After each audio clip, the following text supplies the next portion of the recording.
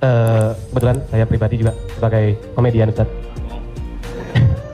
dan mewakili teman-teman semua, kakak-kakak, abang-abang semua, kita di panggung itu selalu menghibur. Namun ketika momen ada sesuatu yang harus kita keluarkan, kadang menjatuhkan orang, mulai dari fisik, mencela dan lain-lain.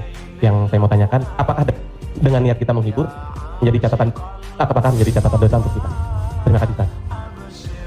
Ada seorang ulama dipanggil Imam Abu Hatim, tapi kemudian di ujung namanya itu ditambahkan kata al-asom. Asom diambil dari kata summum bukmun omyun. Omyun buta, bukmun bisu, summun tuli, peka. Jadi Abu Hatim al-asom artinya Abu Hatim peka, tuli. Secara bahasa itu menjatuhkan orang. Siapa itu? Itu Abu Hatim peka, Abu Hatim tuli. Karena ada beberapa orang ada Abu Hatim.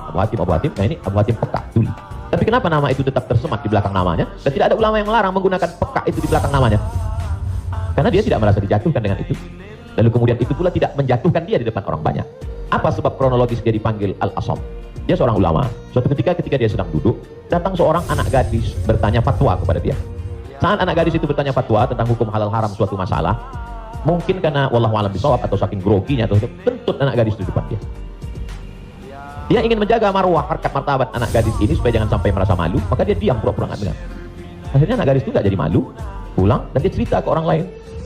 Waktu tadi mengalami begini, aku kentut di depan Imam Abu Hatim. Terus apa komen dia? Ternyata Abu Hatim itu peka. Panggil orang Imam Abu Hatim al-Asom, peka.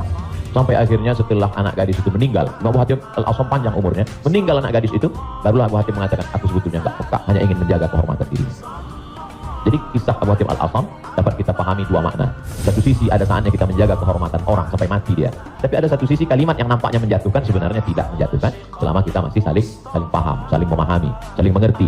Ada kata-kata yang mungkin kita gunakan tapi menjatuhkan dia. Padahal sepertinya pujian. Tapi ada kata-kata yang sepertinya. Jadi kalau sudah saling memahami, orang pun mengerti, maka dia tidak menjadi suatu celaan. Ya ayyuhalladzina amanu, hai orang beriman, ijtanibu katsiran minadh-dhann, jauhilah prasangka buruk, inna ba'dadh-dhanni itsmun, wala tajassasu, jangan mencari-cari kesalahan orang, wala yaghtab ba'dukum ba'dha, jangan ribah membicarakan aib orang lain, la talmizu bil alqab, janganlah kamu menggunakan gelaran-gelaran yang jelek. Bukankah tuli itu gelaran yang jelek? Ya, tapi saat itu digunakannya bukan untuk menjatuhkan dan mereka saling memahami tentang hal itu. Wallahu a'lam bishawab.